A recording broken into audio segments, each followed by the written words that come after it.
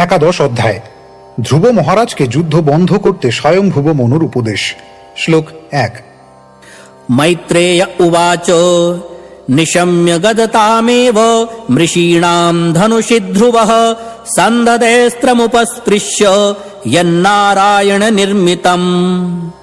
অনুবাদ: শ্রী মৈত্রেয় বললেন, হে বিদুর, ধ্রুব মহারাজ মহর্ষিদের অনুপ্রেরণাদায়ক বাণী শ্রবণ করে জল স্পর্শ করে আচমন করলেন এবং তারপর ভগবান নারায়ণের নির্মিত বাণ তার ধনুকে যুক্ত করলেন। তাৎপর্য: ভগবান শ্রী নারায়ণ ধ্রুব মহারাজকে তার নিজের তৈরি একটি বিশেষ বাণ দান করেছিলেন এবং ধ্রুব মহারাজ যক্ষ নির্মিত মায়া নাশ করার জন্য সেই বাণটি তার ধনুকে যোজন করলেন। ভগবদ্গীতায় 7ম অধ্যায় 14 শ্লোকে বলা হয়েছে, মামেব যে প্রপদ্যন্তে মায়ামেতাং তরন্তিতে। পরমেশ্বর ভগবান শ্রী নারায়ণ ব্যতীত কেউই মায়াশক্তিকে অতিক্রম করতে পারে না। এই যুগের জন্য শ্রী চৈতন্য মহাপ্রভু আমাদের একটি সুন্দর অস্ত্র দিয়েছেন, যে সম্বন্ধে শ্রীমদ্ ভাগবতে উল্লেখ করা হয়েছে, সাঙ্গপাঙ্গাস্ত্র। এই যুগে নারায়ণাস্ত্র বা মায়াকে দূর করার অস্ত্র হচ্ছে অদ্বৈত প্রভু, নিত্যানন্দ প্রভু, গদাধর এবং শ্রীবাস আদি শ্রী চৈতন্য মহাপ্রভুর পার্ষদদের পদাঙ্ক অনুসরণ করে হরে কৃষ্ণ মহামন্ত্র কীর্তন করা। শ্লোক 2। सन्धीयमान एतस्मिन् माया गुह्यक निर्मिताः क्षिप्रं विनेशुर्विदुर क्लेशाज्ञानोदये यथा। অনুবাদ: ধ্রুব মহারাজ ধনুকে নারায়ণাস্ত্র যোজনা করা মাত্রই যক্ষ নির্মিত মায়া দূর হয়ে গেল, ঠিক যেমন পূর্ণরূপে আত্মতত্ত্ব জ্ঞান লাভের ফলে সমস্ত জড়জাগতিক দুঃখ এবং সুখ দূর হয়ে যায়। তাৎপর্য: শ্রীকৃষ্ণ সূর্যের মতো আর মায়া অন্ধকার সদৃশ। অন্ধকারের অর্থ হচ্ছে আলোকের অনুপস্থিতি, তেমনি মায়া মানে হচ্ছে কৃষ্ণ চেতনার অনুপস্থিতি। কৃষ্ণ চেতনা এবং মায়া সর্বদাই পাশাপাশি রয়েছে। কৃষ্ণ ভক্তির উন্মেষ হওয়া মাত্রই জড় অস্তিত্বের মায়িক দুঃখ এবং সুখ তৎক্ষণাৎ দূর হয়ে যায়। মায়াম এতাং তরন্তিতে। হরে কৃষ্ণ মহামন্ত্রের নিরন্তর কীর্তন মায়ার মোহময়ী প্রভাব থেকে আমাদের সর্বদা দূরে রাখবে। শ্লোক 3। तस्यार्शास्त्रं धनुषि प्रयुञ्जतः सुवर्णपुङ्खाकलहंसवाससः विनिश्रिता आविविशुर्विशद्वलं यथावनं भीमरवाशिखण्डिनः। অনুবাদ: ধ্রুব মহারাজ যখন নারায়ণ ঋষি নির্মিত সেই অস্ত্রটি তার ধনুকে যোজন করলেন, তখন তা সুবর্ণময় দণ্ডযুক্ত এবং কলহংসের পক্ষের মতো পালক সমন্বিত স্বরসমূহ নিঃসৃত হল। ময়ূরেরা যেমন ভীষণ শব্দ করতে করতে বনের মধ্যে প্রবেশ করে, সেই স্বরসমূহ তেমনি শত্রু সেনার মধ্যে প্রবিষ্ট হল। শ্লোক 4। तैस्तिग्मधारै प्रधनै शिलीमुखैरितस्ततः पुण्यजना उपद्रुताः तमभ्यधावन् कुपिता उदायुधाः सुपर्णमुन्नद्धफणा इवाहयः। অনুবাদ: সেই সমস্ত তীক্ষ্ণ ধার বাণ শত্রু সৈন্যদের বিচলিত করেছিল, যারা প্রায় মূর্ছিত হয়ে পড়েছিল। কিন্তু যুদ্ধক্ষেত্রে অন্য অনেক যক্ষ তাদের অস্ত্রশস্ত্র উত্তোলন করে মহাক্রোধে ধ্রুব মহারাজকে আক্রমণ করার জন্য তার প্রতি ধাবিত হল। সর্প যেমন ফনা উন্নত করে গরুরের দিকে ধাবিত হয়, সমস্ত যক্ষ সৈনিকেরাও সেইভাবে তাদের অস্ত্র উত্তোলন করে ধ্রুব মহারাজকে পরাস্ত করার জন্য তার প্রতি ধাবিত হয়েছিল। শ্লোক 5। सतान् पृषत्कैरभिधावतो मृधे निकृत्त बाहूरुशिरोधरोदरान् निनाय लोकं परमर्कमण्डलं व्रजन्ति निर्भिद्य यमूर्ध्वरेतसः। অনুবাদ: ধ্রুব মহারাজ যখন দেখলেন যে যক্ষরা তার প্রতি এগিয়ে আসছে, তৎক্ষণাৎ তিনি তার বাণের দ্বারা তাদের খণ্ড খণ্ড করেছিলেন। তাদের শরীর থেকে বাহু, পা, মাথা, পেট আলাদা করে তিনি সেই যক্ষদের সূর্যমণ্ডলের উপরিস্থিত লোক প্রদান করেছিলেন, যা কেবল সর্বোত্তম ঊর্ধ্বরেতা ব্রহ্মচারীরাই প্রাপ্ত হয়। তাৎপর্য: অভক্তদের পক্ষে ভগবান বা তার ভক্তদের দ্বারা নিহত হওয়া মঙ্গলজনক। ধ্রুব মহারাজ নির্বিচারে যক্ষদের সংহার করেছিলেন, কিন্তু তারা তার হস্তে নিহত হওয়ার ফলে সেই লোক প্রাপ্ত হয়েছিলেন, যা কেবল ঊর্ধ্বরেতা ব্রহ্মচারীরাই প্রাপ্ত হন। নির্বিশেষবাদী জ্ঞানী অথবা ভগবানের হস্তে নিহত অসুরেরা ব্রহ্মলোক বা সত্যলোক প্রাপ্ত হন, এবং ভগবত ভক্তের হস্তে নিহত ব্যক্তিরাও সত্যলোক প্রাপ্ত হন। এখানে যে সত্যলোকের বর্ণনা করা হয়েছে, সেখানে যেতে হলে সূর্যমণ্ডল অতিক্রম করতে হয়। অতএব বধ করা সব সময় খারাপ নয়। পরমেশ্বর ভগবান অথবা তার ভক্ত যদি বধ করেন অথবা কোনো মহান যজ্ঞে যদি কাউকে বলি দেওয়া হয় তাহলে যিনি নিহত হলেন তার মঙ্গলই হয়। ভগবান অথবা তার ভক্তের দ্বারা বধের তুলনায় তথাকথিত জড়জাগতিক অহিংসা নিতান্তই নগণ্য। এমনকি যখন কোনো রাজা অথবা রাজ্য সরকার কোনো হত্যাকারীকে বধ করে তার ফলে হত্যাকারীর লাভ হয়, কারণ তার ফলে সে তার সমস্ত পাপকর্মের ফল থেকে মুক্ত হয়ে যেতে পারে। এই শ্লোকে একটি গুরুত্বপূর্ণ শব্দ হচ্ছে ঊর্ধ্বরেতস, যার অর্থ হচ্ছে ব্রহ্মচারীর বীর্য কখনো স্খলিত হয় না। ব্রহ্মচর্য পালন এতই গুরুত্বপূর্ণ যে যদি কেউ কোনো রকম তপস্যা বা বেদবিহিত আচার অনুষ্ঠান নাও করেন, কেবলমাত্র শুদ্ধ ব্রহ্মচারী হয়ে বীর্য স্খলন না করেন, তার ফলে তিনি তার মৃত্যুর পর সত্যলোক প্রাপ্ত হন। সাধারণত যৌন জীবন হচ্ছে জড় জগতের সমস্ত দুঃখ দুর্দশার কারণ। বৈদিক সভ্যতায় নানাভাবে যৌন জীবন নিয়ন্ত্রণ করা হতো। সমাজের সমস্ত মানুষের মধ্যে কেবল গৃহস্থদেরই সুনিয়ন্ত্রিতভাবে যৌন সঙ্গ করার অনুমতি দেওয়া হতো, অন্য সকলেই যৌন জীবন থেকে বিরত থাকতেন। এই যুগের মানুষেরা বীর্য স্খলন না করার মূল্য জানে না। ফলস্বরূপ তারা নানাভাবে জড়া প্রকৃতির গুণের বন্ধনে আবদ্ধ হয়ে কেবল এক দুঃখ দুর্দশাময় অস্তিত্বই ভোগ করে। ঊর্ধ্বরেতস শব্দটি বিশেষভাবে মায়াবাদী সন্ন্যাসীদের ইঙ্গিত করে, যারা তপশ্চর্যার কঠোর নিয়ম পালন করে। কিন্তু ভগবদ্গীতায় ৮ম অধ্যায় ১৬ শ্লোকে ভগবান বলেছে যে কেউ যদি ব্রহ্মলোকেও যান তাকে আবার ফিরে আসতে হয়। আব্রহ্ম ভুবনাল লোকাহ পুনরাবর্তিন অর্জুন। বাস্তবিক মুক্তি কেবল ভক্তির মাধ্যমেই লাভ করা যায়, কারণ ভগবত ভক্তির প্রভাবে ভক্ত ব্রহ্মলোকেরও ঊর্ধ্বে ভগবত ধামে যেতে পারেন, যেখান থেকে আর ফিরে আসতে হয় না। মায়াবাদী সন্ন্যাসীরা মুক্ত হওয়ার গর্বে অত্যন্ত গর্বিত, কিন্তু পরমেশ্বর ভগবানের সঙ্গে ভক্তি যোগে যুক্ত না হলে প্রকৃত মুক্তি লাভ করা সম্ভব নয়। বলা হয়েছে হরিং বিনা ন স্মৃতিং তরন্তি, শ্রীকৃষ্ণের কৃপা ব্যতীত কেউই মুক্তি লাভ করতে পারে না। শ্লোক ৬।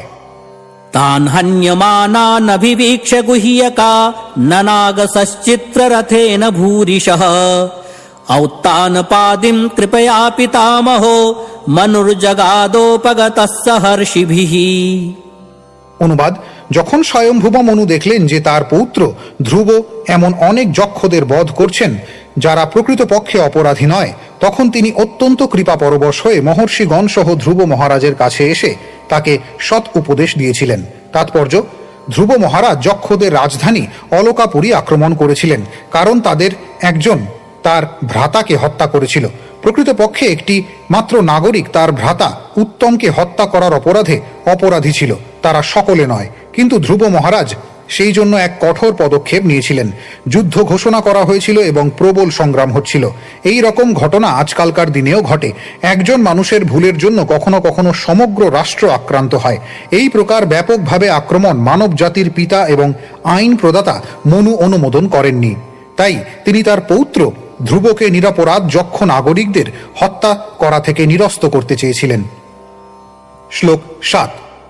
मनुर्वाच अलम वत्सातिरोषेण तमोद्वारेण पाप्मना येन पुण्यजना नेता नवधीत्स्त्वमनागसः।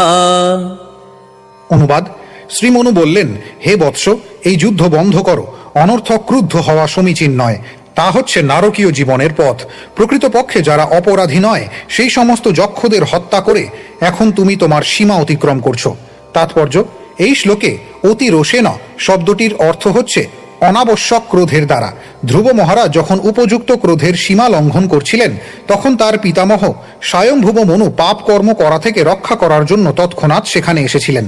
তা থেকে আমরা বুঝতে পারি যে হত্যা করা খারাপ নয়, কিন্তু যখন অনর্থক হত্যা করা হয় অথবা কোনো নিরপরাধ ব্যক্তিকে হত্যা করা হয়, সেই হত্যার ফলে নরকের পথ উন্মুক্ত হয়। ধ্রুব মহারাজ ছিলেন একজন মহান ভক্ত, তাই এই প্রকার পাপ কর্ম করা থেকে তিনি রক্ষা পেয়েছিলেন। ক্ষত্রিয়দের হত্যা করতে অনুমতি দেওয়া হয় কেবল রাষ্ট্রের আইন এবং শৃঙ্খলা বজায় রাখার জন্য। অকারণে হত্যা করা অথবা হিংসা করার অনুমতি তাদের কখনো দেওয়া হয় না। হিংসা নিশ্চিতভাবে নারকীয় জীবনের পথে পরিচালিত করে, কিন্তু রাষ্ট্রের আইন শৃঙ্খলা বজায় রাখার জন্য তার প্রয়োজনও রয়েছে। এখানে ধ্রুব মহারাজকে যক্ষদের হত্যা করতে মনু নিষেধ করেছেন, কারণ তাদের একজনই কেবল তার ভ্রাতা উত্তমকে হত্যা করার অপরাধে দণ্ডনীয় ছিল, তারা সকলে নয়। বর্তমান যুগের যুদ্ধে কিন্তু নিরপরাধ নাগরিকদের উপর আক্রমণ করা হয়। মনুর আইন অনুসারে এই প্রকার যুদ্ধ অত্যন্ত পাপপূর্ণ। অধিকন্তু সভ্য দেশগুলি অনর্থক নিরীহ পশুদের হত্যা করার জন্য বহু কসাইখানা খুলেছে। কোনো রাষ্ট্র যখন শত্রুর দ্বারা আক্রান্ত হয়, তখন যে নাগরিকরা ব্যাপকভাবে সংহার হয় তার কারণ তাদের পাপ কর্মের ফল বলে বুঝতে হবে। সেটি হচ্ছে প্রকৃতির নিয়ম। শ্লোক ৮।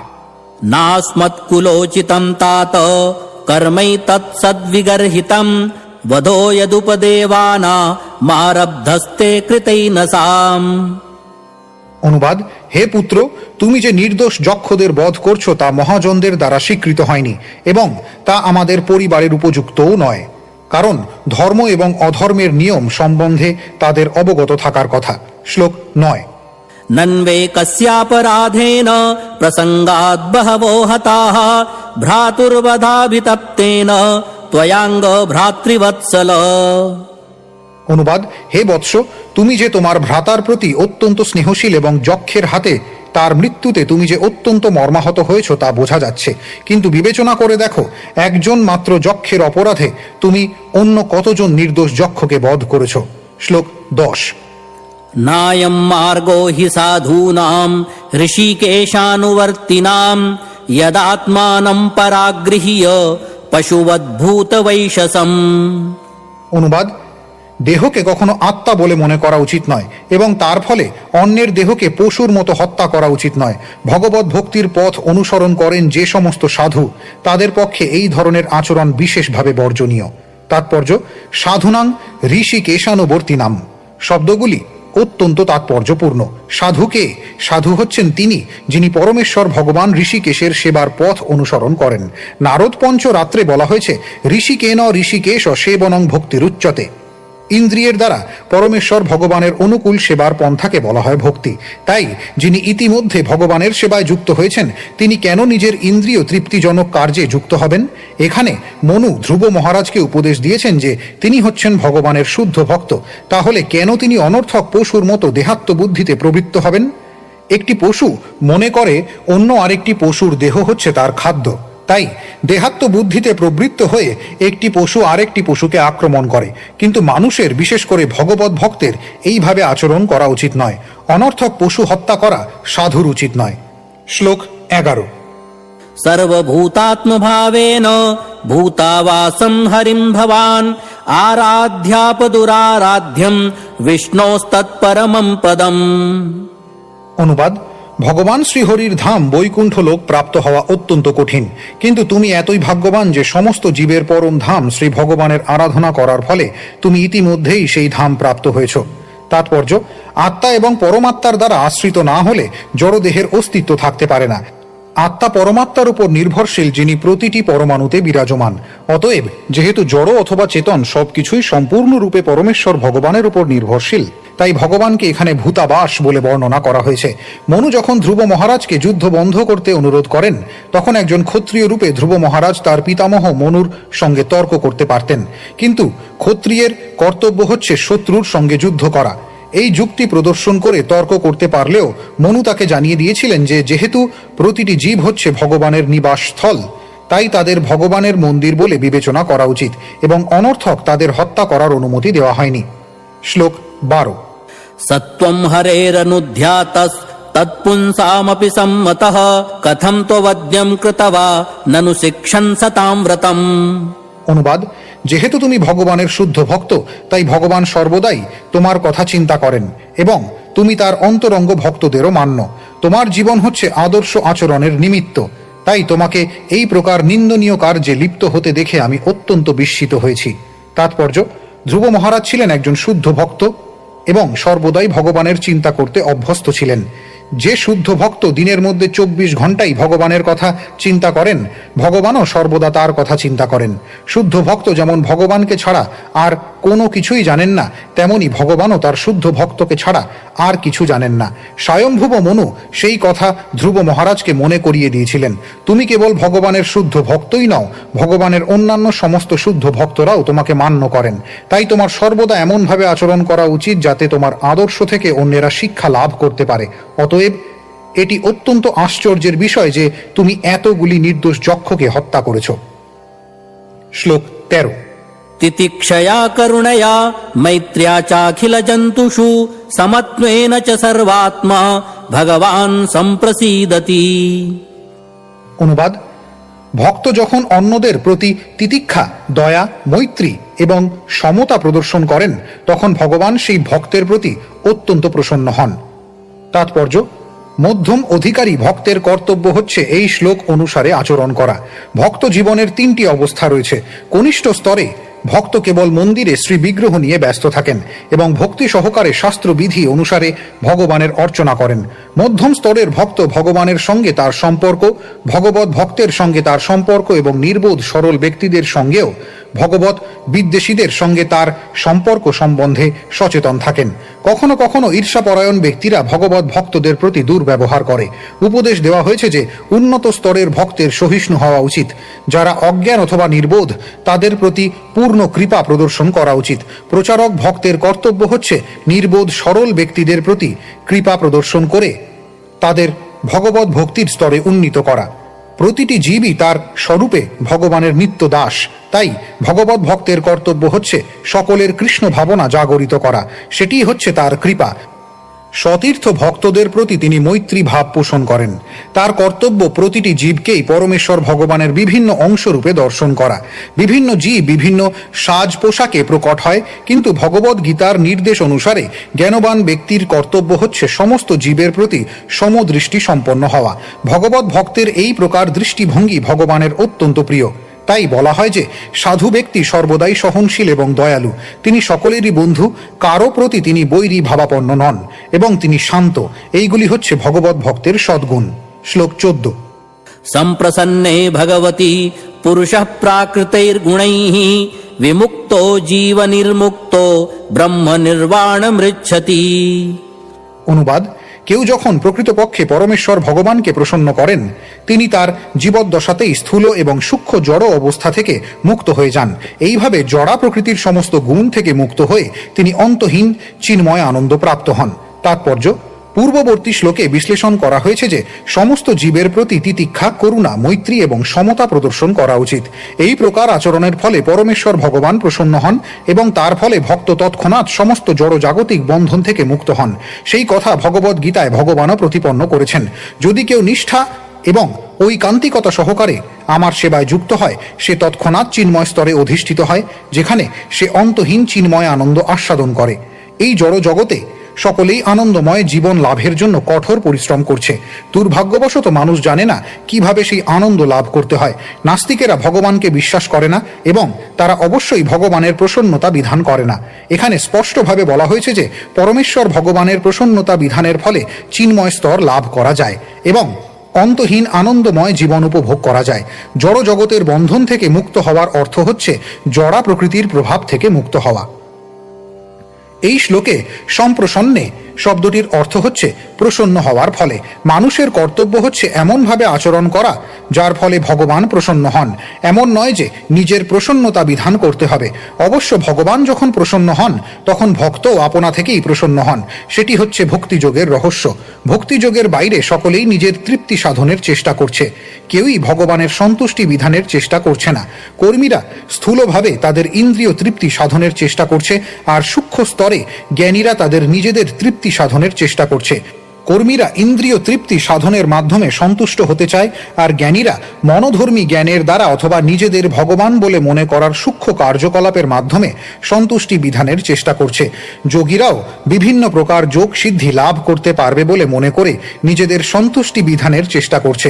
ভক্তরাই কেবল পরমেশ্বর ভগবানের সন্তুষ্টি বিধানের চেষ্টা করে।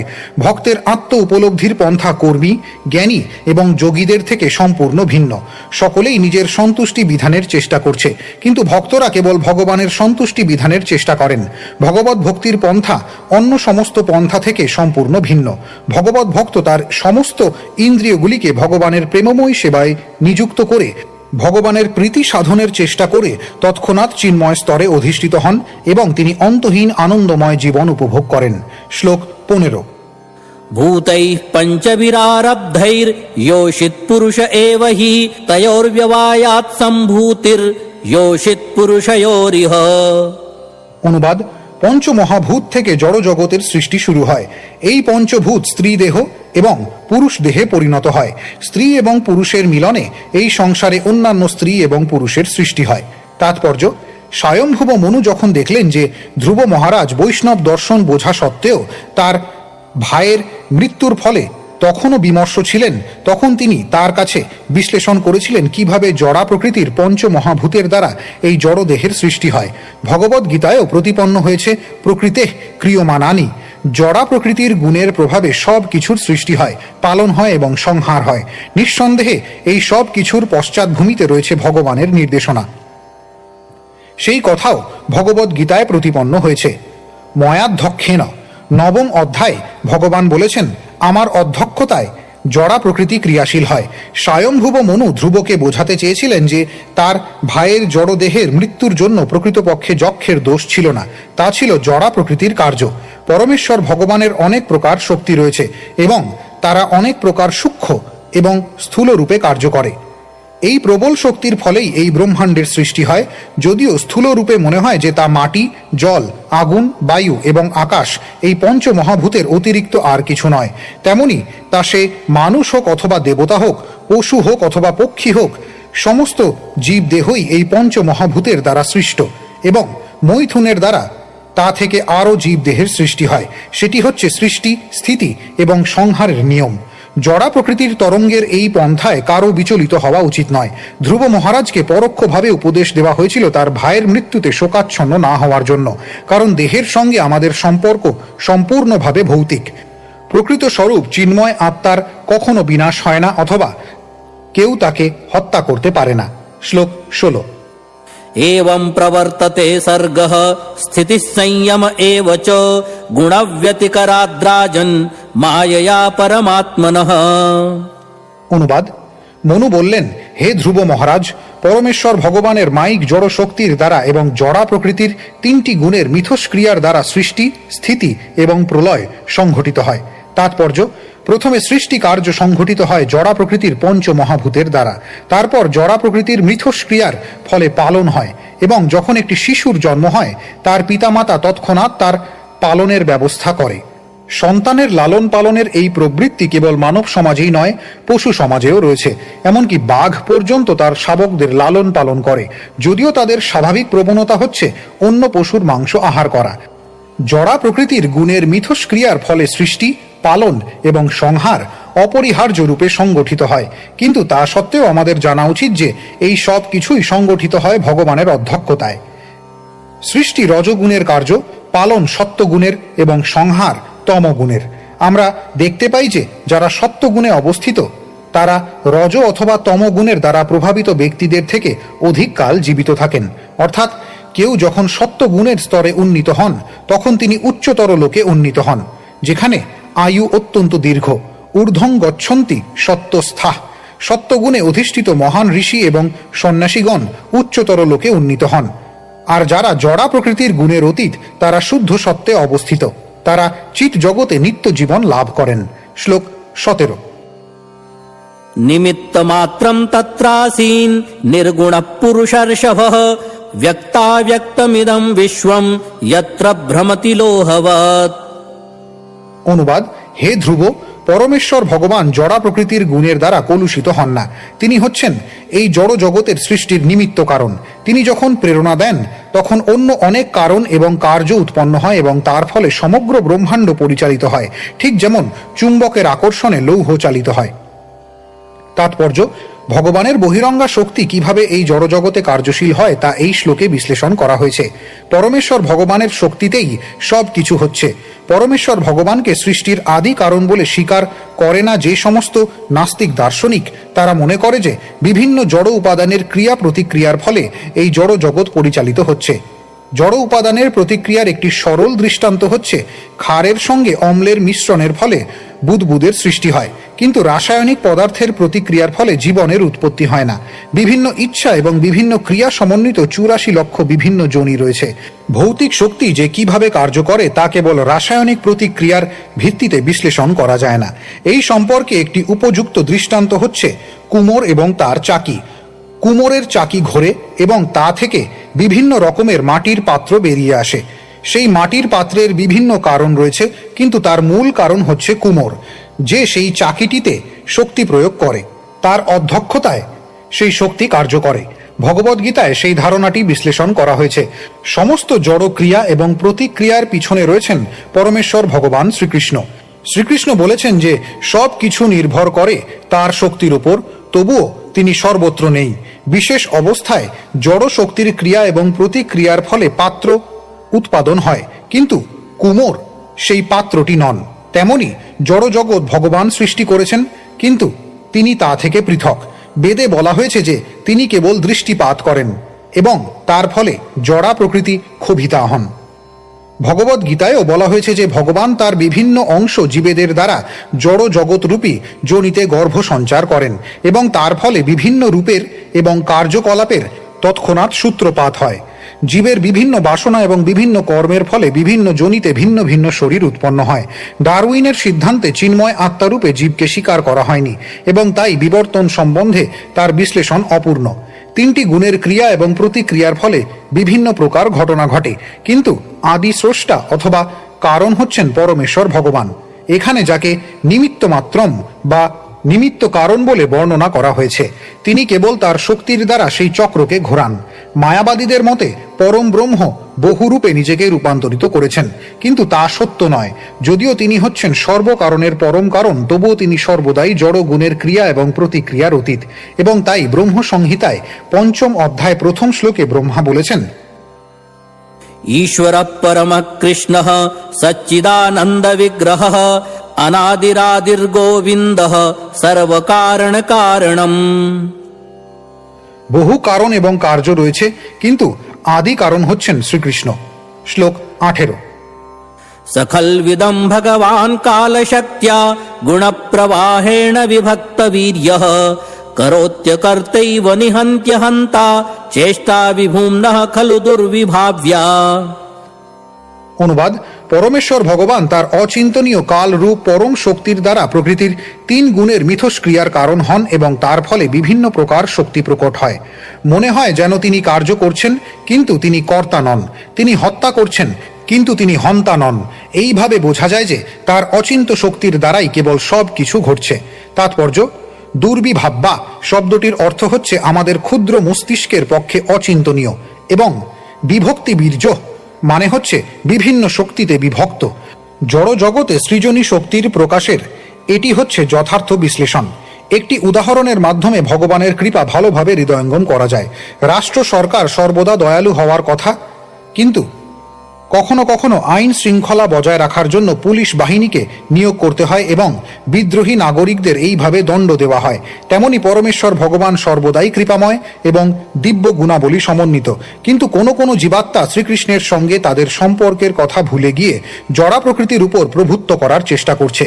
তাদের সেই প্রচেষ্টার ফলে তারা বিভিন্ন প্রকার জড়া প্রকৃতির মিথস্ক্রিয়ায় জড়িয়ে পড়ছে। কেউ যদি তর্ক উত্থাপন করে যে ভগবান থেকে শক্তি প্রকাশিত হচ্ছে বলে তিনি কর্তা, তাহলে সেই তর্কটি যথাযথ হবে না। পূর্ববর্তী শ্লোকে নিমিত্ত মাত্রম শব্দটি ইঙ্গিত করে যে ভগবান সর্বদাই এই জড় জগতের কার্যকারণ থেকে সর্বতোভাবে পৃথক থাকেন। তাহলে সব কিছু হচ্ছে কি করে? সেই সূত্রে অচিন্ত শব্দটির ব্যবহার হয়েছে। তা বোঝা মানুষের ক্ষুদ্র মস্তিষ্কের পক্ষে সম্ভব নয়। যতক্ষণ পর্যন্ত ভগবানের অচিন্ত শক্তি স্বীকার করা না হয়, ততক্ষণ পর্যন্ত কোনো প্রকার উন্নতি সাধন করা সম্ভব নয়। যে সমস্ত শক্তি কাজ করছে তা ভগবানেরই দ্বারা প্রযুক্ত, কিন্তু তিনি সর্বদাই ক্রিয়া এবং প্রতিক্রিয়া থেকে পৃথক থাকেন। জড়া প্রকৃতির মিথস্ক্রিয়ার ফলে উদ্ভূত বিভিন্ন প্রকার শক্তি বিভিন্ন প্রকার জীবদেহ এবং তাদের সুখ এবং দুঃখ উৎপন্ন করে। ভগবান যে কিভাবে কর্ম করেন তা বিষ্ণু পুরাণে সুন্দরভাবে বিশ্লেষণ করা হয়েছে। অগ্নি এক স্থানে অবস্থিত থাকলেও তার তাপ এবং আলোক বিভিন্নভাবে ক্রিয়া করে। তার একটি দৃষ্টান্ত হচ্ছে বিজলী ঘর এক স্থানে অবস্থিত, কিন্তু তার শক্তি বিভিন্ন প্রকার যন্ত্রকে সক্রিয় করে। উৎপাদন কখনোই শক্তির মূল উৎসের সঙ্গে এক নয়। পক্ষান্তরে শক্তির আদি উৎস মূল কারণ হওয়ার ফলে তা উৎপাদনের সঙ্গে যুগপৎ এক এবং ভিন্ন। তাই শ্রী চৈতন্য মহাপ্রভুর দর্শন অচিন্ত ভেদাভেদ তত্ত্ব হচ্ছে পরিপূর্ণ দর্শন। এই জড়জগতে ভগবান 3 রূপে অবতরণ করেন: ব্রহ্মা, বিষ্ণু এবং শিব, ও তাদের দ্বারা তিনি প্রকৃতির 3টি গুণের দায়িত্বভার গ্রহণ করেন। ব্রহ্মারূপে তিনি সৃষ্টি করেন, বিষ্ণুরূপে তিনি পালন করেন এবং শিবরূপে তিনি সংহারও করেন। কিন্তু ব্রহ্মা, বিষ্ণু এবং শিবের আদি উৎস গর্ভদকশায়ী বিষ্ণু সর্বদাই জড়া প্রকৃতির ক্রিয়া এবং প্রতিক্রিয়া থেকে পৃথক থাকেন। শ্লোক 19। सोऽनन्तोऽन्तकरः कालो नादिरादिकृतव्ययः जनं जनेन जनयन् मारयन् मृत्युनान्तकम्। অনুবাদ: হে ধ্রুব, পরমেশ্বর ভগবান নিত্য, কিন্তু কালরূপে তিনি সব কিছুর সংহারকর্তা। তার আদি নেই, যদিও তিনি সব কিছুর আদি। তিনি অব্যয়, যদিও কালক্রমে সব কিছু শেষ হয়ে যায়। পিতার মাধ্যমে জীবের সৃষ্টি হয় এবং মৃত্যুর দ্বারা তার নাশ হয়, কিন্তু তিনি সর্বদাই জন্ম মৃত্যুর থেকে মুক্ত। তাৎপর্য: এই শ্লোকে ভগবানের পরম কর্তৃত্ব এবং অচিন্ত শক্তি পুঙ্খানুপুঙ্খভাবে অধ্যয়ন করা যায়। তিনি সর্বদাই অনন্ত, অর্থাৎ তার আদি নেই এবং অন্ত নেই, কিন্তু তিনি হচ্ছেন কালরূপে মৃত্যু, যে কথা ভগবদ্ গীতায় বর্ণিত হয়েছে। শ্রীকৃষ্ণ বলেছেন, আমি মৃত্যু, জীবনান্তে আমি সব কিছু নিয়ে নিই। শাশ্বত কালেরও আদি নেই, কিন্তু তা হচ্ছে সমস্ত জীবের স্রষ্টা। এই সূত্রে পরশ পাথরের দৃষ্টান্ত দেওয়া হয়, যা বহু মূল্যবান মণিরত্ন সৃষ্টি করলেও তার কোনো বিকার হয় না। তেমনি বহুবার সৃষ্টি হয়, প্রত্যেক বস্তুর পালন হয় এবং কিছু সময় পর সব কিছুরই সংহার হয়, কিন্তু আদি স্রষ্টা ভগবান তাতে কোনো রকম বিকার প্রাপ্ত হন না এবং তার শক্তি ক্ষয় প্রাপ্তও হয় না। গৌণ সৃষ্টি হয়ে থাকে ব্রহ্মার দ্বারা, কিন্তু ব্রহ্মা ভগবানের দ্বারা সৃষ্ট। শিব সমগ্র জগৎ সংহার করেন, কিন্তু চরমে বিষ্ণু তাকেও সংহার করেন। শ্রী বিষ্ণুই কেবল থাকেন। বৈদিক মন্ত্রে উল্লেখ করা হয়েছে যে আদিতে কেবল বিষ্ণু ছিলেন এবং অন্তেও কেবল তিনিই থাকবেন। একটি দৃষ্টান্ত আমাদের পরমেশ্বর ভগবানের অচিন্ত শক্তি হৃদয়ঙ্গম করতে সাহায্য করতে পারে। আধুনিক যুদ্ধের ইতিহাসে ভগবান একজন হিটলার সৃষ্টি করেছেন এবং তার পূর্বে একজন নেপোলিয়ন বোনাপার্ট, এবং তারা যুদ্ধে অনেক মানুষকে হত্যা করেছে, কিন্তু চরমে বোনাপার্ট এবং হিটলারও নিহত হয়েছে। মানুষ আজও হিটলার এবং বোনাপার্ট সম্বন্ধে এবং কিভাবে তারা বহু মানুষকে যুদ্ধে হত্যা করেছে সেই সম্বন্ধে লিখতে এবং বই পড়তে খুব আগ্রহী। হিটলার যে কিভাবে হাজার হাজার ইহুদিদের বন্দিশালায় হত্যা করেছে সেই সম্বন্ধে জনসাধারণের পাঠের জন্য বছরের পর বছর বহু বই ছাপানো হচ্ছে, কিন্তু হিটলারকে যে কে সংহার করেছে এবং এই রকম একজন ভয়ঙ্কর নরহত্যাকারীকে যে কে সৃষ্টি করেছে সেই সম্বন্ধে কোনো গবেষণা কেউ করছে না। ভগবত ভক্তরা পৃথিবীর ক্ষণিকের ইতিহাস অধ্যয়নের ব্যাপারে ততটা উৎসাহী নন। তারা কেবল তার সম্বন্ধেই উৎসাহী, যিনি হচ্ছেন আদি স্রষ্টা, পালনকর্তা এবং সংহারকর্তা। সেটিই হচ্ছে কৃষ্ণ ভাবনামৃত আন্দোলনের উদ্দেশ্য। শ্লোক 20। न वै स्वपक्षोऽस्य विपक्ष एव वा परस्य मृत्योर्विशतः समं प्रजाः तं धावमानमनुधावन्त्यनीशा यथा रजांस्यनिलम्भूतसङ्घाः। অনুবাদ: কালরূপে পরমেশ্বর ভগবান জড়জগতের সর্বত্র বিদ্যমান এবং সকলেরই প্রতি সমভাবাপন্ন। তার কাছে কেউই তার মিত্র নয় অথবা শত্রু নয়। কালের অধীনে সকলেই তাদের কর্মফল অনুসারে সুখ এবং দুঃখ ভোগ করছে। যেমন বায়ুর প্রবাহের ফলে ধূলিকণা ওড়ে, তেমনি জীব তার বিশেষ কর্ম অনুসারে জড়জাগতিক জীবনে সুখ এবং দুঃখ ভোগ করে। তাৎপর্য: যদিও পরমেশ্বর ভগবান সর্বকারণের পরম কারণ, তবুও তিনি কারও জড় সুখ অথবা দুঃখ ভোগের জন্য দায়ী নন।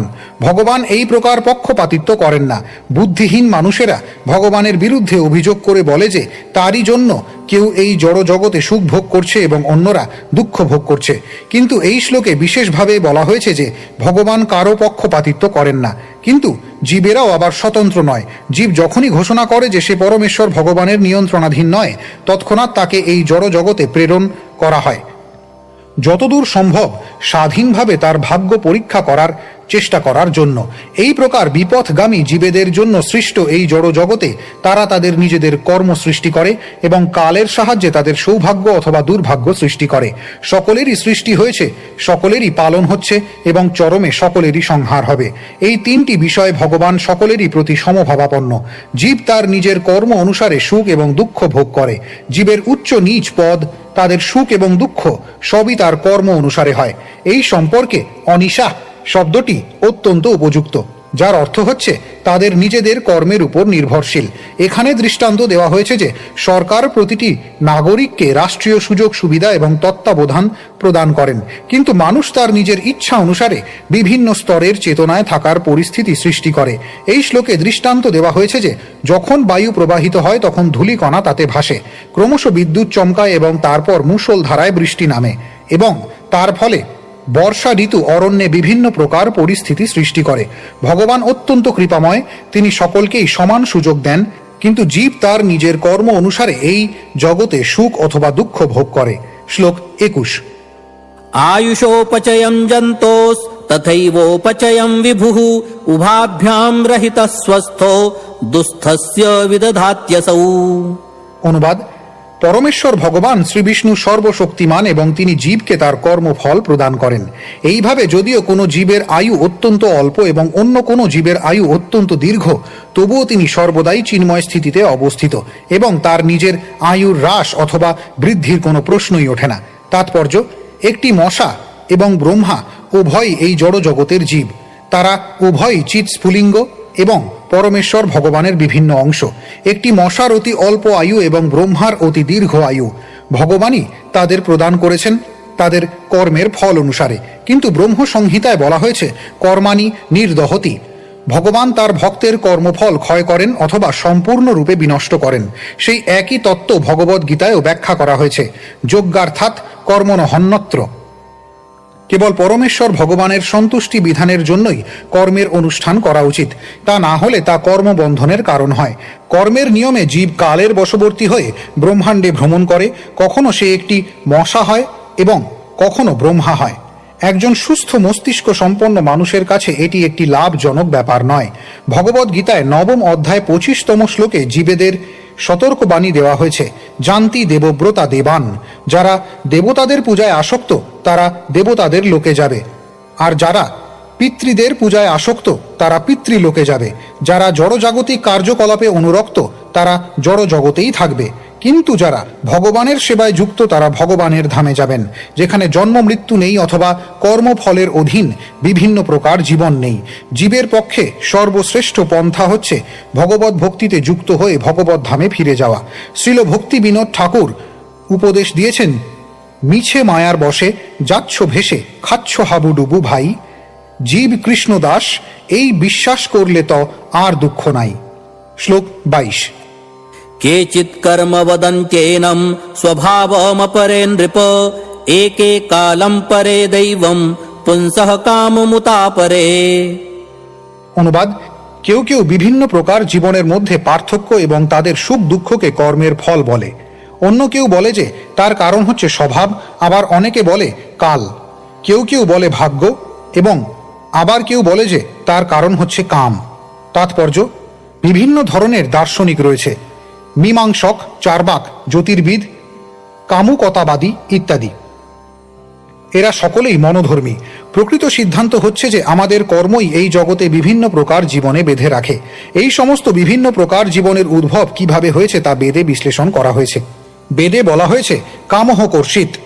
জীবেরা মূলত ভগবানের বিভিন্ন অংশ, ঠিক যেমন স্ফুলিঙ্গ হচ্ছে আগুনের বিভিন্ন অংশ, কিন্তু তারা প্রকৃতির উপর আধিপত্য করার বাসনার দ্বারা আকৃষ্ট হয়ে এই জড় জগতে পতিত হয়েছে। এটি বাস্তব সত্য। প্রতিটি জীবই যথাসাধ্য চেষ্টা করছে প্রকৃতির উপর আধিপত্য করার। এই কাম অথবা বাসনা বিনষ্ট করা যায় না। কিছু দার্শনিক বলে যে বাসনা ত্যাগ করতে পারলেই মুক্ত হওয়া যায়, কিন্তু বাসনা ত্যাগ করা মোটেই সম্ভব নয়, কারণ বাসনা হচ্ছে জীবনের লক্ষণ। বাসনা যদি না থাকে তাহলে জীব জড় পাথরে পরিণত হবে। শ্রীল নরোত্তম দাস ঠাকুর তাই উপদেশ দিয়েছেন যে শ্রীকৃষ্ণের সেবায় এই বাসনাকে অর্পণ করতে হবে, তাহলেই বাসনা পবিত্র হবে। আর বাসনা যখন পবিত্র হয় তখন জীব সমস্ত জড় কলুষ থেকে মুক্ত হয়। মূল কথা হচ্ছে যে বিভিন্ন স্তরের জীবন এবং তাদের সুখ দুঃখ সম্বন্ধে বিভিন্ন দার্শনিকদের যে সমস্ত মতবাদ তা সবই অপূর্ণ। প্রকৃত তত্ত্ব হচ্ছে যে আমরা ভগবানের নিত্য দাস এবং তার সঙ্গে আমাদের সেই সম্পর্কের কথা ভুলে যাওয়ার ফলে আমরা এই জড় জগতে নিক্ষিপ্ত হয়েছি, যেখানে আমরা আমাদের বিভিন্ন কার্যকলাপ সৃষ্টি করছি এবং তার ফলস্বরূপ সুখ অথবা দুঃখ ভোগ করছি। আমাদের বাসনার ফলে আমরা এই জড় জগতে নিমজ্জিত হয়েছি, কিন্তু সেই বাসনাকে অবশ্যই পবিত্র বলে ভগবানের প্রেমময়ী সেবার নিযুক্ত করতে হবে। তাহলে বিভিন্ন পরিস্থিতিতে এবং বিভিন্ন জনিতে এই ব্রহ্মাণ্ডে ভ্রমণ করার যে রোগে আমরা ভুগছি তা নিরাময় হবে। শ্লোক 23। अव्यक्तस्याप्रमेयस्य नानाशक्त्युदयस्य च न वै चिकीर्षितं तात को वेदाथ स्वसम्भवम्। অনুবাদ: পরম সত্য বা চিন্ময় তত্ত্ব কখনোই অপূর্ণ ইন্দ্রিয়ানুভূতির বোধগম্য নয়, অথবা প্রত্যক্ষ অভিজ্ঞতার বিষয় নয়। তিনি জড়া প্রকৃতি আদি বিভিন্ন শক্তির ঈশ্বর, এবং তার পরিকল্পনা অথবা কার্যকলাপ কেউই হৃদয়ঙ্গম করতে পারে না। তাই বুঝতে হবে যে যদিও তিনি হচ্ছেন সর্বকারণের পরম কারণ, কিন্তু মনোধর্ম প্রসূত জল্পনা কল্পনার দ্বারা কেউ তাকে জানতে পারে না। তাৎপর্য, এখানে প্রশ্ন উঠতে পারে, যেহেতু বিভিন্ন প্রকার দার্শনিকেরা ভিন্ন ভিন্ন মতবাদ সৃষ্টি করছে, তাহলে তাদের মধ্যে কোনটি ঠিক? তার উত্তর হচ্ছে যে পরম সত্য বা চিন্ময় তত্ত্ব কখনোই প্রত্যক্ষ অনুভূতি অথবা মানসিক জল্পনা কল্পনার বিষয় নয়। মনোধর্মীদের কূপমণ্ডুক বলা যেতে পারে। 3 ফুট একটি কুয়ার এক ব্যাঙ তার সেই কুয়ার জ্ঞানের ভিত্তিতে আটলান্টিক মহাসাগরের দৈর্ঘ্য ও প্রস্থ মাপতে চেয়েছিল, কিন্তু সেই কূপমণ্ডুকের পক্ষে তা ছিল একটি অসম্ভব কার্য। কেউ মস্ত বড় পণ্ডিত বা প্রফেসর হতে পারেন, কিন্তু তার অনুমানের ভিত্তিতে পরম সত্যকে জানা তার পক্ষে কখনোই সম্ভব নয়, কারণ তার ইন্দ্রিয়গুলি সীমিত। সর্বকারণের পরম কারণ পরম সত্যকে কেবল পরম সত্যের কৃপাতেই জানা যায়। জ্ঞানের আরোহ পন্থার দ্বারা কখনো তাকে জানা যায় না। রাত্রিবেলায় সূর্য যখন আমাদের দৃষ্টির অগোচর থাকে, অথবা সূর্য যখন দিনের বেলায় মেঘের দ্বারা আচ্ছন্ন থাকে, তখন সূর্য আকাশে থাকলেও আমাদের দৈহিক অথবা মানসিক শক্তির দ্বারা অথবা কোনো বৈজ্ঞানিক যন্ত্রের দ্বারা সূর্যকে আবরণ মুক্ত করা সম্ভব নয়। কেউই বলতে পারে না যে সে একটি অতি শক্তিশালী টর্চ আবিষ্কার করেছে, যার দ্বারা রাতের আকাশে সূর্যকে দেখা যেতে পারে। এমন কোনো টর্চ লাইট নেই, এবং কোনো দিন তা হবেও না। এই শ্লোকে অব্যক্ত শব্দটি ইঙ্গিত করে যে তথাকথিত কোনো রকম বৈজ্ঞানিক জ্ঞানের উন্নতি সাধনের দ্বারা পরম সত্যকে প্রকাশ করা যায় না। অধক্ষজ প্রত্যক্ষ অভিজ্ঞতার বিষয় নয়। সূর্য যেমন আকাশে উদিত হলে সকলেই সূর্যকে দেখতে পায়, সূর্যের আলোকে সারা পৃথিবী দেখতে পায় এবং সকলে নিজেকেও দেখতে পায়, ঠিক তেমনি পরম সত্যের আলোকেই পরম সত্যকে জানা যায়, এবং তখন সব কিছুই জানা হয়ে যায়। আত্ম উপলব্ধির এই জ্ঞানকে বলা হয় আত্মতত্ত্ব। কিন্তু যতক্ষণ পর্যন্ত আত্মতত্ত্ব হৃদয়ঙ্গমের স্তরে আসা না যাচ্ছে, ততক্ষণ জীব যে অন্ধকারে তার জন্ম হয়েছিল সেই অন্ধকারেই থাকে। তখন কেউই পরমেশ্বর ভগবানের পরিকল্পনা হৃদয়ঙ্গম করতে পারে না। ভগবান বিবিধ শক্তি সম্পন্ন, যে সম্বন্ধে বৈদিক শাস্ত্রে বলা হয়েছে পরাশ্ব শক্তির বিবিধৈব শ্রুয়তে। তিনি শাশ্বত কাল শক্তি সমন্বিত। আমরা যে জড় শক্তি দেখি এবং উপলব্ধি করি, তিনি কেবল সেই শক্তি সমন্বিতই নন, অধিকন্তু তার অন্য বহু শক্তি রয়েছে, যা তিনি প্রয়োজন অনুসারে যথা সময়ে প্রকাশ করতে পারেন। জড় বৈজ্ঞানিকেরা কেবল বিবিধ শক্তির আংশিক উপলব্ধি সম্বন্ধে অধ্যয়ন করতে পারে। তারা তাদের সীমিত জ্ঞানের দ্বারা সেই সমস্ত শক্তির একটি সম্বন্ধে জানবার চেষ্টা করতে পারে, কিন্তু তা সত্ত্বেও তাদের জড় বিজ্ঞানের দ্বারা পরম সত্যকে হৃদয়ঙ্গম করা কখনো সম্ভব নয়। কোনো জড় বিজ্ঞানী ভবিষ্যতে কি হবে সেই সম্বন্ধে ভবিষ্যৎবাণী করতে পারে না। ভক্তিযোগের পন্থা কিন্তু তথাকথিত বৈজ্ঞানিক জ্ঞানের উন্নতি থেকে সম্পূর্ণ ভিন্ন। ভক্ত সম্পূর্ণরূপে পরমেশ্বর ভগবানের শরণাগত হন, যিনি তার অহৈতুকী কৃপার প্রভাবে নিজেকে প্রকাশ করেন। সেই সম্বন্ধে ভগবদ্ গীতায় বলা হয়েছে, দদামি বুদ্ধি যোগং তম। ভগবান বলেছেন, আমি তাকে বুদ্ধি দান করি। সেই বুদ্ধি কি? যেন মাম উপজান্তিতে। অজ্ঞানের সমুদ্র পার হয়ে ভগবত ধামে ফিরে আসার বুদ্ধি ভগবান দান করেন।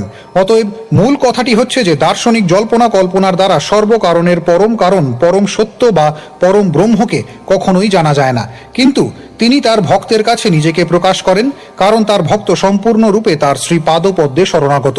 অতএব ভগবদ্ গীতাকে স্বয়ং পরম সত্যের এই গ্রহলোকে অবতরণকালে তার মুখ নিঃসৃত শাস্ত্র গ্রন্থ বলে গ্রহণ করা উচিত। কোনো বুদ্ধিমান মানুষ যদি ভগবান সম্বন্ধে জানতে চান, তাহলে সদ্গুরুর পরিচালনায় এই দিব্য গ্রন্থটি অধ্যয়ন করা তার কর্তব্য। তাহলে পরমেশ্বর ভগবান শ্রীকৃষ্ণকে যথাযথভাবে জানা অত্যন্ত সহজ হবে। শ্লোক 24। न चैते पुत्रक भ्रातुर हन्तारो धनदानुगाः विसर्गादानयोस्तात पुंसो दैवं हि कारणम्। অনুবাদ: হে বৎস, কুবেরের অনুচর এই সমস্ত যক্ষরা তোমার ভ্রাতা উত্তমের বধ কর্তা নয়। জীবের জন্ম এবং মৃত্যু সর্বকারণের পরম কারণ ভগবানের দ্বারাই হয়। শ্লোক 25। स एव विश्वं सृजति स एवावति हन्ति च अथापि ह्यनहङ्कारान् नाज्यते गुणकर्मभिः। অনুবাদ: পরমেশ্বর ভগবান এই জড় জগৎ সৃষ্টি করেন, পালন করেন এবং যথাসময় ধ্বংস করেন। কিন্তু যেহেতু তিনি এই সমস্ত কার্যকলাপের অতীত, তাই তিনি কখনো এই সমস্ত কার্যজনিত অহংকারের দ্বারা অথবা জড়া প্রকৃতির গুণের দ্বারা প্রভাবিত হন না। তাৎপর্য, এই শ্লোকে অনহংকার শব্দটির অর্থ হচ্ছে অহংকার রহিত। বদ্ধ জীবের অহংকার রয়েছে এবং তার কর্মের ফলে সে এই জড় জগতে বিভিন্ন প্রকার দেহ প্রাপ্ত হয়। কখনো সে দেব দেহ প্রাপ্ত হয়ে সেই দেহটিকে তার স্বরূপ বলে মনে করে, তেমনি যখন সে একটি কুকুরের দেহ প্রাপ্ত হয় তখনও সে তার দেহটিকেই তার স্বরূপ বলে মনে করে। কিন্তু পরমেশ্বর ভগবানের সেই রকম কোনো দেহদেহী ভেদ নেই। তাই ভগবদ্ গীতায় প্রমাণিত হয়েছে যে কেউ যদি শ্রীকৃষ্ণের পরম ভাব না জেনে তাকে একজন সাধারণ মানুষ বলে মনে করে, সে হচ্ছে একটি মহামূর্খ। ভগবান বলেছেন, ন মাং কর্মাণি লিম্পন্তি। তিনি কখনো তার কর্মের দ্বারা প্রভাবিত হন না, কারণ তিনি কখনো জড়া প্রকৃতির গুণের দ্বারা কলুষিত হন না। আমাদের যে জড় দেহ রয়েছে তাতেই প্রমাণিত হয় যে আমরা জড়া প্রকৃতির 3টি গুণের দ্বারা প্রভাবিত।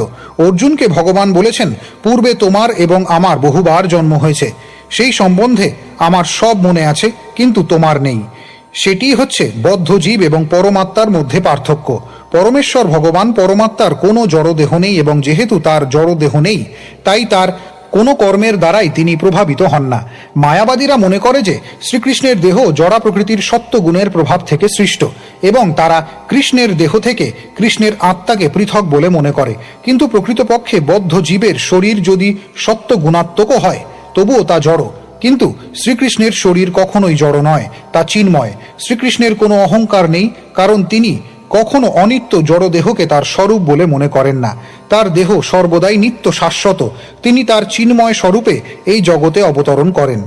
সেই কথা বিশ্লেষণ করে ভগবদ্ গীতায় বলা হয়েছে, পরং ভাবম, পরং ভাবং এবং দিব্যম শব্দগুলি শ্রীকৃষ্ণের ব্যক্তিত্ব হৃদয়ঙ্গম করার ব্যাপারে বিশেষ তাৎপর্যপূর্ণ। শ্লোক 26। एष भूतानि भूतात्मा भूतेशो भूतभावनः स्वशक्त्या मायया युक्तः सृजत्यत्ति च पाति च। অনুবাদ, পরমেশ্বর ভগবান সমস্ত জীবের পরমাত্মা। তিনি সকলের নিয়ন্তা এবং পালনকর্তা। তার বহিরঙ্গা শক্তির মাধ্যমে তিনি সকলের সৃষ্টি করেন, পালন করেন এবং সংহার করেন। তাৎপর্য, সৃষ্টির ব্যাপারে 2 প্রকার শক্তি রয়েছে। ভগবান তার বহিরঙ্গা জড়া প্রকৃতির দ্বারা এই জড় জগৎ সৃষ্টি করেন, কিন্তু চিৎ জগৎ হচ্ছে তার অন্তরঙ্গা শক্তির প্রকাশ। তিনি সর্বদাই তার অন্তরঙ্গা শক্তির সঙ্গে সম্পর্কিত এবং এই জড়া প্রকৃতি থেকে তিনি সর্বদাই পৃথক থাকেন। তাই ভগবদ্ গীতায় 9ম অধ্যায়ের 4র্থ শ্লোকে ভগবান বলেছেন, মৎস্থানি সর্বভূতানি ন চাহং তেষ্যবস্থিত। সমস্ত জীব আমাতে অথবা আমার শক্তিতে বিরাজ করছে, কিন্তু আমি সর্বত্র অবস্থিত নই। তিনি স্বয়ং সর্বদা চিৎ জগতে অবস্থিত। জড় জগতেও যেখানে ভগবান স্বয়ং উপস্থিত থাকেন তাও চিৎ জগৎ বলে বুঝতে হবে। যেমন ভগবান তার শুদ্ধ ভক্তদের দ্বারা মন্দিরে পূজিত হন, তাই মন্দিরকেও চিৎ জগৎ বলে বুঝতে হবে। শ্লোক 27। तमेव मृत्युममृतं तात दैवं सर्वात्मनोपेहि जगत्परायणम् यस्मै बलिं विश्वसृजो हरन्ति गावो यथा वै नसि दामयन्त्रिताः। অনুবাদ, হে ধ্রুব, তুমি পরমেশ্বর ভগবানের শরণাগত হও, যিনি জগতের উন্নতির পরম লক্ষ্য। ব্রহ্মা আদি দেবতাগণ পর্যন্ত সকলেই তারই নিয়ন্ত্রণে কার্য করছেন। ঠিক যেমন নাশাবদ্ধ বলি বর্দ তার প্রভুর কার্য করতে বাধ্য হয়। তাৎপর্য, পরম নিয়ন্তার নিয়ন্ত্রণ থেকে স্বতন্ত্র ঘোষণা করাই হচ্ছে ভবরোগ। প্রকৃতপক্ষে আমাদের জড়জাগতিক জীবন শুরু হয় তখন থেকে, যখন আমরা পরম নিয়ন্তাকে ভুলে গিয়ে জড়া প্রকৃতির উপর আধিপত্য করার বাসনা করি। জড়জগতে সকলেই ব্যক্তিগতভাবে, রাষ্ট্রগতভাবে, সমাজগতভাবে এবং অন্যান্য বহুভাবে পরম নিয়ন্তা হওয়ার যথাসাধ্য চেষ্টা করছে। ধ্রুব মহারাজকে তার পিতামহ যুদ্ধ করতে নিষেধ করেছিলেন, কারণ তার চিন্তা হয়েছিল যে ধ্রুব মহারাজ ব্যক্তিগত উচ্চাকাঙ্ক্ষার বশবর্তী হয়ে সমগ্র যক্ষ জাতি নির্মূল করতে বদ্ধপরিকর হয়েছিলেন। তাই এই শ্লোকে স্বয়ংভুব মনু পরম নিয়ন্তার মহিমা বিশ্লেষণ করে ধ্রুব মহারাজের অহংকারজনিত উচ্চাকাঙ্ক্ষার শেষ লেশটুকু পর্যন্ত নির্মূল করার চেষ্টা করেছেন। মৃত্যুম অমৃতম, মৃত্যু এবং অমরত্ব শব্দগুলি তাৎপর্যপূর্ণ। ভগবদ্ গীতায় ভগবান বলেছেন, মৃত্যুরূপে আমি অসুরদের থেকে সব কিছু ছিনিয়ে নিই। অসুরদের কাজ হচ্ছে জড়া প্রকৃতির উপর প্রভুত্ব করে নিরন্তর বেঁচে থাকার জন্য সংগ্রাম করা। অসুরদের বারবার মৃত্যু হতে থাকে এবং জড়জগতে কর্মের বন্ধন সৃষ্টি করে তাতে জড়িয়ে পড়ে। অসুরদের কাছে ভগবান মৃত্যু স্বরূপ, কিন্তু ভক্তদের কাছে তিনি হচ্ছেন অমৃততুল্য। যারা নিরন্তর ভগবানের সেবা করেন তারা ইতিমধ্যেই অমৃতত্ব লাভ করেছেন, কারণ এই জীবনে তারা যা কিছু করছেন তাদের পরবর্তী জীবনেও তারা তাই করতে থাকবেন।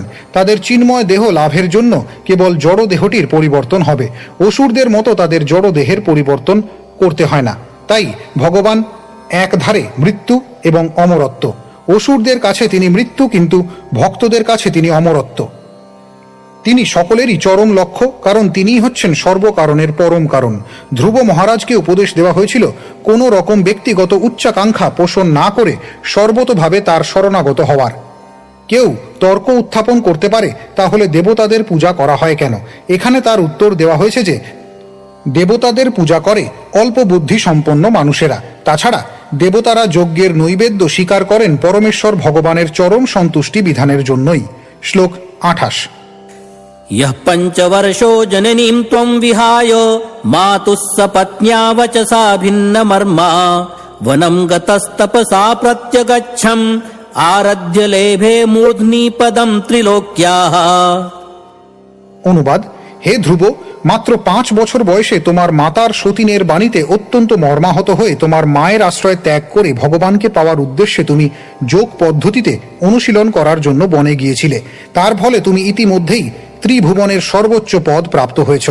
তাৎপর্য: ধ্রুব মহারাজ যে তার বংশধর, সেই জন্য মনু অত্যন্ত গর্বিত ছিলেন, কারণ 5 বছর বয়সে ধ্রুব পরমেশ্বর ভগবানের ধ্যান করতে শুরু করেছিলেন এবং 6 মাসের মধ্যে তিনি তাকে প্রত্যক্ষভাবে দর্শন করতে সক্ষম হয়েছিলেন। প্রকৃতপক্ষে ধ্রুব মহারাজ হচ্ছেন মনু বংশের অথবা মানব পরিবারের গৌরব। মনুষ্য পরিবার শুরু হয় মনু থেকে। মনুষ্য শব্দটির অর্থ হচ্ছে মনুর বংশধর।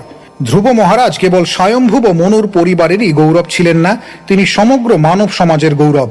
ধ্রুব মহারাজ যেহেতু ইতিমধ্যেই পরমেশ্বর ভগবানের শরণাগত হয়েছিলেন, তাই তাকে বিশেষভাবে অনুরোধ করা হয়েছিল যে তিনি যেন এমন কিছু না করেন যা শরণাগত আত্মার পক্ষে অশোভন। শ্লোক 29। तमेन मंगात्मनि मुक्त विग्रहे व्यपाश्रितं निर्गुणमेकमक्षरम् आत्मानमन्विच्छ विमुक्तमात्मदृक् यस्मिन्निदं भेदमसत् प्रतीयते। অনুবাদ: হে ধ্রুব, তাই তুমি অক্ষর ব্রহ্ম পরমেশ্বর ভগবানের প্রতি তোমার চেতনা নিবদ্ধ করো। তোমার স্বরূপে অধিষ্ঠিত হয়ে তুমি পরমেশ্বর ভগবানের প্রতি উন্মুখ হও এবং তার ফলে আত্ম উপলব্ধির দ্বারা তুমি দেখবে যে জড়জাগতিক সমস্ত ভেদগুলি নিতান্তই ক্ষণস্থায়ী। তাৎপর্য: আত্ম উপলব্ধির পরিপ্রেক্ষিতে জীবের দৃষ্টিভঙ্গি 3 প্রকার। দেহাত্ম বুদ্ধির পরিপ্রেক্ষিতে জীব দেহের ভিত্তিতে পার্থক্য দর্শন করে। জীব প্রকৃতপক্ষে বিভিন্ন প্রকার জড় শরীরে ভ্রমণ করে, কিন্তু দেহের এই সমস্ত পরিবর্তন সত্ত্বেও সে নিত্য।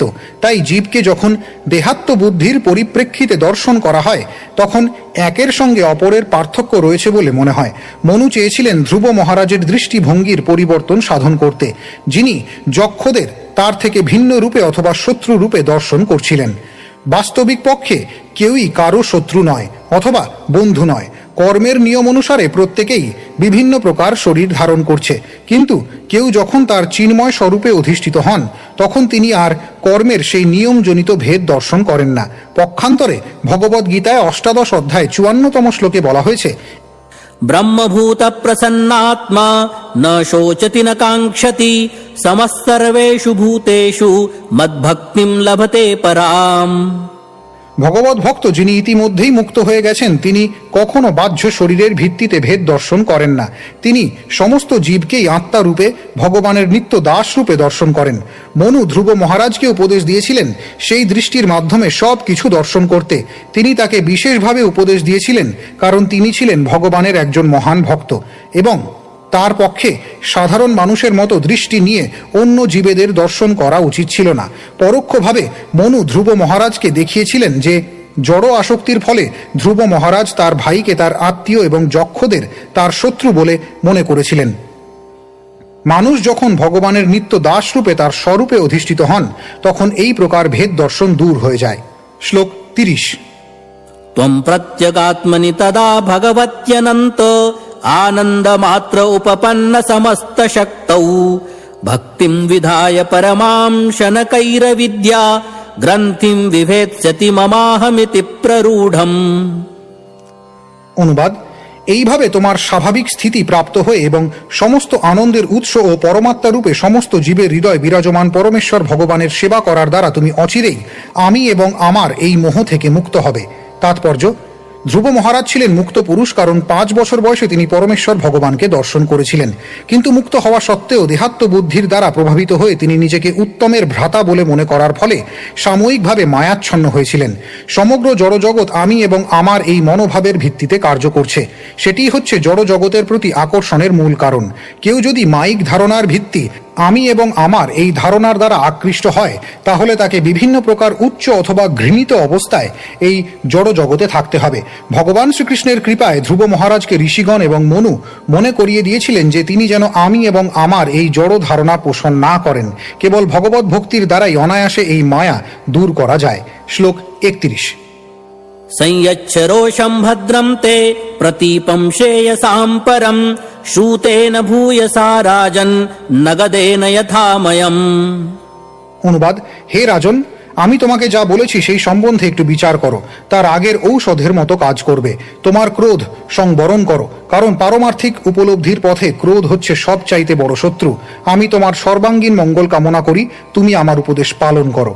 তাৎপর্য: ধ্রুব মহারাজ ছিলেন মুক্ত পুরুষ এবং প্রকৃতপক্ষে তিনি কারো প্রতি ক্রুদ্ধ হননি। কিন্তু যেহেতু তিনি ছিলেন একজন রাজা, তাই রাষ্ট্রের আইন ও শৃঙ্খলা বজায় রাখার জন্য কিছুক্ষণের জন্য ক্রুদ্ধ হওয়া তার কর্তব্য ছিল। তার ভ্রাতা উত্তম ছিল নির্দোষ, কিন্তু তা সত্ত্বেও এক যক্ষ তাকে বধ করেছিল। ধ্রুব মহারাজ ছিলেন রাজা, তাই তার কর্তব্য ছিল অপরাধীকে বধ করা। সেই প্রতিদ্বন্দ্বিতায় ধ্রুব মহারাজ প্রবল বিক্রমে যুদ্ধ করেছিলেন এবং যক্ষদের যথেষ্ট রূপে দণ্ড দিয়েছিলেন। কিন্তু ক্রোধ এমনই যে তাকে বাড়তে দিলে তা অন্তহীনভাবে বেড়ে চলে। ধ্রুব মহারাজের রাজোচিত ক্রোধ যাতে সীমা অতিক্রম না করে, সেই জন্য মনু কৃপা পরবশ হয়ে তার পৌত্রের ক্রোধ প্রতিহত করেছিলেন। ধ্রুব মহারাজ তার পিতামহের উদ্দেশ্য বুঝতে পেরেছিলেন এবং তৎক্ষণাৎ তিনি যুদ্ধ বন্ধ করেছিলেন। এই শ্লোকে শ্রুতেন ভূয়সা শব্দগুলি, যার অর্থ হচ্ছে নিরন্তর শ্রবণের দ্বারা, অত্যন্ত তাৎপর্যপূর্ণ। ভগবত ভক্তি সম্বন্ধে নিরন্তর শ্রবণের ফলে ভগবত ভক্তির প্রতিকূল ক্রোধকে সংবরণ করা যায়। শ্রীল পরীক্ষিত মহারাজ বলেছেন যে ভগবানের লীলা নিরন্তর শ্রবণ করাই হচ্ছে সকল ভবরোগের মহৌষধ। তাই সকলেরই পরমেশ্বর ভগবানের কথা নিরন্তর শ্রবণ করা উচিত। এই শ্রবণের দ্বারা সর্বদা মনের সাম্য বজায় রাখা যায় এবং তার ফলে পারমার্থিক প্রগতি বাধা প্রাপ্ত হয় না। দুরাচারীদের প্রতি ধ্রুব মহারাজের ক্রোধ যথাযথ ছিল। এই সূত্রে একটি ঘটনার উল্লেখ করা যায়। নারদ মুনির উপদেশে একটি সাপ ভক্তে পরিণত হয়। নারদ মুনির তাকে উপদেশ দিয়েছিলেন সে যেন আর কাউকে দংশন না করে, কিন্তু দুর্ভাগ্যবশত লোকেরা সেই সাপের অহিংসক ব্রতের সুযোগ নিতে শুরু করে। বিশেষ করে শিশুরা তার প্রতি পাথর ছুঁড়তে থাকে, কিন্তু তা সত্ত্বেও সাপটি কাউকে কামড়ায় না, কারণ সেটি ছিল তার গুরুদেবের উপদেশ। কিছুকাল পর তার গুরুদেব নারদ মুনির সহিত সাপটির যখন সাক্ষাৎ হয়, তখন সে অভিযোগ করেছিল, আমি নির্দোষ জীবেদের দংশন করার বদভ্যাস ত্যাগ করেছি, কিন্তু তারা আমার প্রতি পাথর ছুঁড়ে আমার সঙ্গে দুর্ব্যবহার করছে। সেই কথা শুনে নারদ মুনি তাকে উপদেশ দিয়েছিলেন, দংশন করো না, তবে তোমার ফনা বিস্তার করে তাদের ভয় দেখাতে ভুলো না, তাহলে তারা পালিয়ে যাবে। তেমনি ভগবত ভক্ত সর্বদাই অহিংস, তিনি সমস্ত সদ্গুণে বিভূষিত। কিন্তু এই জগতে অন্যরা যখন উৎপাত করে, সেই সমস্ত দুষ্কৃতকারীদের তাড়িয়ে দেওয়ার উদ্দেশ্যে অন্তত কিছুকালের জন্য ক্রুদ্ধ হতে ভুলে যাওয়া উচিত নয়। শ্লোক 32। येनोपसृष्टात् पुरुषाल्लोक उद्विजिते भृशं न बुधस्तद्वशं गच्छे दिच्छन्न भयमात्मनः। অনুবাদ: যে ব্যক্তি এই জড় জগৎ থেকে মুক্তি লাভের আকাঙ্ক্ষী, তার কখনোই ক্রোধের বশীভূত হওয়া উচিত নয়, কারণ ক্রোধাভিভূত ব্যক্তি অন্য সকলের উদ্বেগের কারণ হয়। তাৎপর্য: ভগবত ভক্তের বা সাধু ব্যক্তির কখনো অন্যের উদ্বেগের কারণ হওয়া উচিত নয় এবং অন্যদেরও তার উদ্বেগের কারণ হওয়া উচিত নয়। কেউ যদি অন্যদের প্রতি বৈরী ভাবাপন্ন না হয়, তাহলে কেউই তার শত্রু হবে না। কিন্তু যীশু খ্রিস্টের দৃষ্টান্ত থেকে আমরা দেখতে পাই যে তার শত্রুরা তাকে ক্রুশবিদ্ধ করেছিল। আসরিক ব্যক্তিরা সব সময়ই থাকবে এবং তারা সাধুদেরও দোষ দর্শন করবে, কিন্তু শত উত্তেজনাতেও সাধুর ক্রুদ্ধ হওয়া উচিত নয়। শ্লোক 33। हेलनं गिरिशभ्रातुर्धनदस्य त्वया कृतं यज्जग्निवान् पुण्यजनान् भ्रातृघ्नानित्यमर्षितः। অনুবাদ: হে ধ্রুব, তুমি মনে করছো যে যক্ষরা তোমার ভ্রাতাকে হত্যা করেছে এবং তাই তুমি বহু সংখ্যক যক্ষকে হত্যা করেছ, কিন্তু তোমার এই আচরণের দ্বারা তুমি শিবের ভ্রাতা, যিনি দেবতাদের কোষাধ্যক্ষ, সেই কুবেরকে ক্ষুব্ধ করেছ। তুমি ভেবে দেখো যে তোমার আচরণ কুবের এবং শিবের প্রতি অত্যন্ত অসম্মানজনক হয়েছে। তাৎপর্য: মনু উল্লেখ করেছেন যে যক্ষরা কুবেরের পরিবারভুক্ত বলে ধ্রুব মহারাজ শিব এবং তার ভ্রাতা কুবেরের প্রতি অপরাধ করেছেন। যক্ষরা সাধারণ ব্যক্তি নন, তাদের পুণ্যজনান বা পুণ্যবান ব্যক্তি বলে বর্ণনা করা হয়েছে। যে কারণেই হোক না কেন কুবের ধ্রুবের প্রতি ক্রুদ্ধ হয়েছিলেন এবং তাই ধ্রুব মহারাজকে উপদেশ দেওয়া হয়েছিল তাকে শান্ত করার জন্য। শ্লোক 34। तं प्रसादय वत्साशु सन्नत्या प्रश्रयोक्तिभिः न यावन्महतां तेजः कुलं नोऽभिभविष्यति। অনুবাদ: হে বৎস, সেই কারণে কুবেরের ক্রোধে আমাদের বংশ অভিভূত হওয়ার পূর্বেই বিনম্র বচন, প্রণতি এবং স্তুতির দ্বারা তাকে প্রসন্ন করো। তাৎপর্য: আমাদের আচরণের দ্বারা সকলের প্রতি বন্ধুত্ব বজায় রাখা উচিত, বিশেষ করে কুবেরের মতো একজন মহান দেবতার প্রতি। আমাদের আচরণ এমন হওয়া উচিত যে কেউ যেন আমাদের প্রতি ক্রুদ্ধ না হন। মানুষ ক্রুদ্ধ হলে ব্যক্তি বিশেষের প্রতি, পরিবারের প্রতি অথবা সমাজের প্রতি হানি সাধন করতে পারে। শ্লোক 35। एवं स्वायम्भुवः पौत्र मनुषास्य मनुर्ध्रुवं तेनाभिवन्दितः साक मृषिभिः स्वपुरं ययौ। অনুবাদ: স্বয়ংভুব মনু তার পৌত্র ধ্রুব মহারাজকে এইভাবে শিক্ষা প্রদান করে তার দ্বারা সংস্তুত হয়ে মহর্ষিগণ সহ তার আলয় গমন করেছিলেন। ইতি শ্রীমদ্ ভাগবতের ৪র্থ স্কন্ধের ধ্রুব মহারাজকে যুদ্ধ বন্ধ করতে স্বয়ংভুব মনুর উপদেশ নামক ১১ অধ্যায়ের ভক্তি বেদান্ত তাৎপর্য।